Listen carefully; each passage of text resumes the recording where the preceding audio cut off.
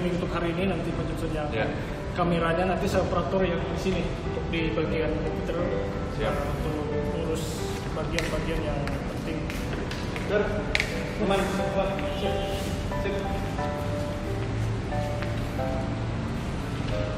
Ya nanti ini terus ya. Di bagian yang urus semuanya lalu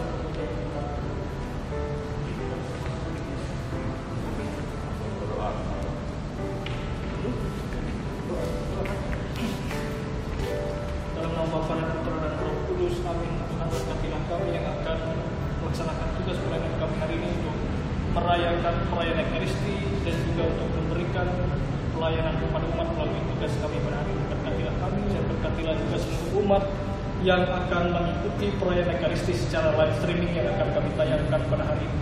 Amin. Dalam nama Bapa dan Putra dan Roh Kudus. Amin.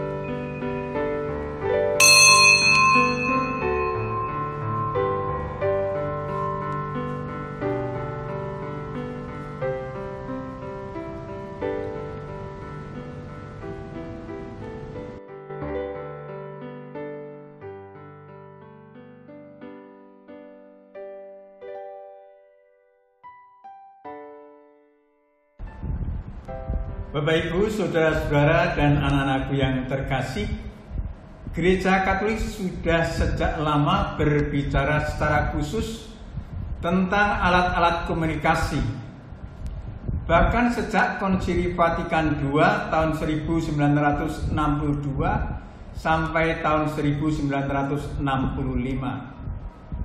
Dalam situasi saat ini, kita bisa merasakan bahwa alat-alat komunikasi ini sangat membantu gereja dalam mengembangkan iman umat serta mewartakan kabar baik.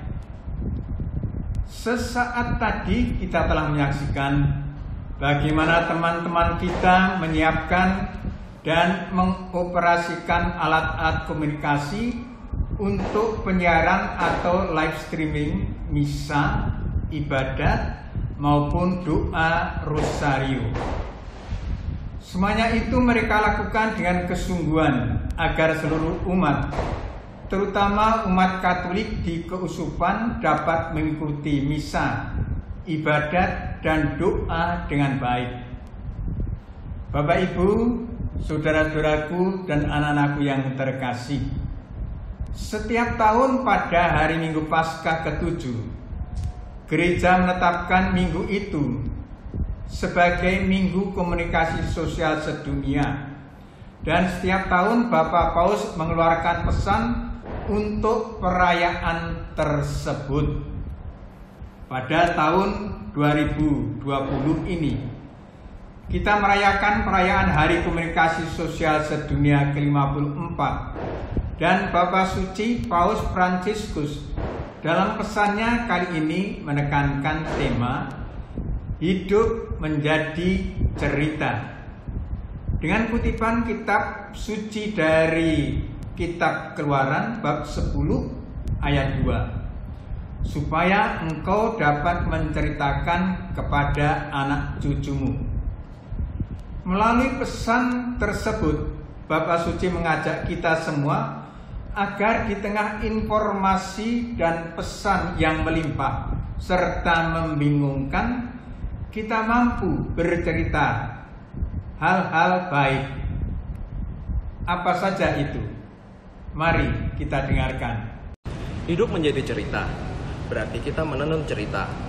Sejak kecil sampai dengan saat ini, kita mengonsumsi banyak cerita, dari dongeng, novel, film, lagu, dan berita. Hal tersebut mempengaruhi kehidupan kita, menentukan apa yang benar atau salah dari cerita tokoh yang terekam. Kita terbantu memahami siapa diri kita. Kita telah menenun cerita, kita menemukan motivasi-motivasi heroik menghadapi tantangan hidup. Manusia adalah makhluk pencerita yang diperkaya sebagai jalan cerita dalam hidupnya. Bahkan sejak awal mula telah mendapatkan ancaman dari si jahat. Hidup menjadi cerita, berarti kita mengerti bahwa tidak semua cerita baik. Godaan ular kepada Adam dan Hawa, yakni jika kamu memakannya, maka kamu akan menjadi seperti Allah, tetap terjadi sampai saat ini, yakni jika kamu memiliki, kamu akan menjadi, kamu akan mendapatkan. Ada banyak cerita yang membius dan menyesatkan. Tanpa sadar, kita membicarakan hal buruk, bergosip, mengonsumsi kisah kekerasan dan dusta. Media komunikasi justru menghancurkan benang-benang yang rapuh dalam kehidupan bersama daripada merekatkan ikatan sosial dan tatanan budaya. Cerita-cerita untuk tujuan yang tidak baik bakal berumur pendek. Cerita-cerita yang baik mampu melampaui batas ruang dan waktu, memberi asupan kehidupan. Hidup adalah cerita. Berarti kita selalu mengacu pada cerita dari segala cerita. Ya, tentu saja, kitab suci adalah cerita dari segala cerita. Dalam kitab suci kita melihat bahwa Allah adalah Sang Pencipta, namun bukan hanya itu saja. Allah adalah narator dari cerita itu sendiri. Dalam kitab suci Allah selalu menghadirkan dirinya dalam kehidupan manusia dalam banyak aspek. Tentu saja cerita dalam kitab suci merupakan rangkaian kisah cinta yang luar biasa antara Allah dan manusia. Cinta tersebut semakin nyata di dalam diri Yesus, dan manusia pun meresponi cinta tersebut dengan balik mencintai Allah. Tentu saja dalam prosesnya Yesus menceritakan tentang Allah melalui perumpamaan, seperti kita ketahui bahwa perumpamaan yang diceritakan oleh Yesus merupakan cerita singkat yang sangat dekat dengan kehidupan manusia. Dengan demikian, cerita tersebut menjadi bagian penting dan perlahan-lahan masuk dalam kehidupan manusia. Bukan hanya itu, tetapi juga mengubahkannya.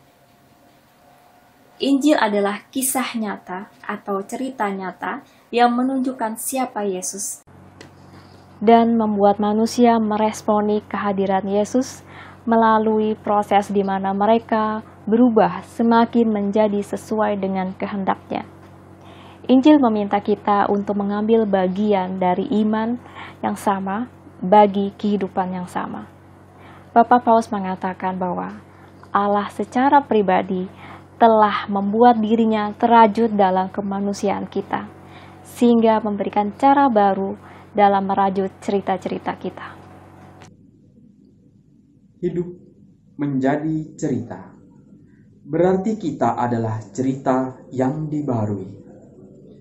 Cerita tentang Kristus menunjukkan Allah memberi perhatian kepada manusia. Hal itu menunjukkan juga bahwa tidak ada cerita manusia yang tidak penting atau tidak bernilai. Sesudah Allah menjadi cerita dalam kehidupan Yesus Kristus, dalam arti tertentu, setiap cerita manusia merupakan cerita ilahi. Roh Kudus, cinta kasih Allah, menulis dalam diri kita, menulis di hati kita. Dan selama Ia menulis, Ia menaruh hal-hal baik dan terus-menerus mengingatkan kita akan hal itu. Berkat karya Roh Kudus, Setiap cerita dalam kehidupan setiap orang telah menggambarkan pertemuan antara kebebasan Allah dan kebebasan manusia dengan sangat mengagumkan. Kita mengenal berbagai cerita Injil yang harum, yang telah memberikan kesaksian tentang cinta yang mengubah hidup. Cerita-cerita ini berseru-seru untuk dibagikan, diceritakan, dihidupi di setiap waktu, dalam setiap bahasa, dan dalam segala cara.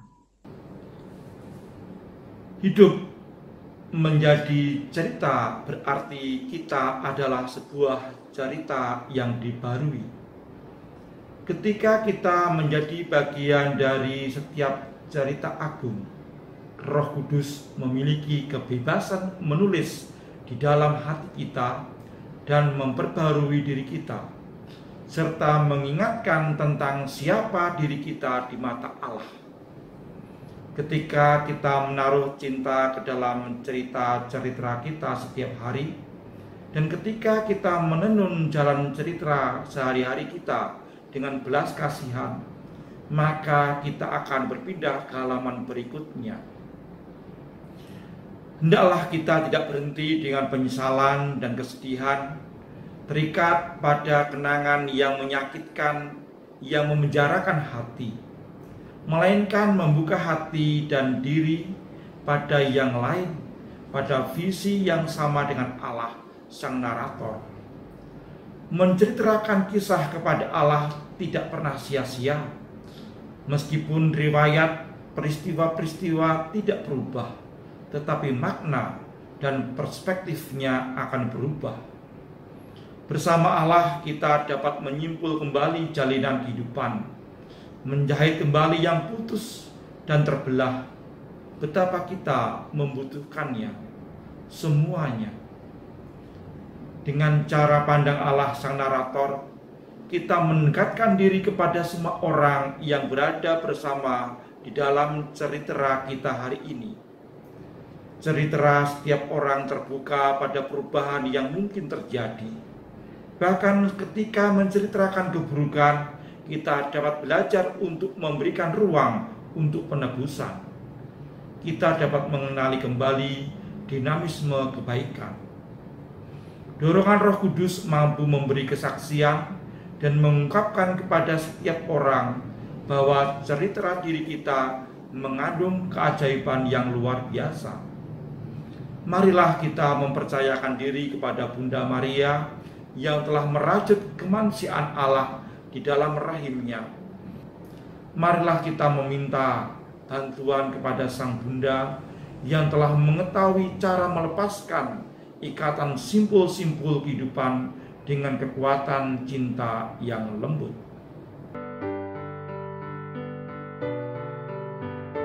Selamat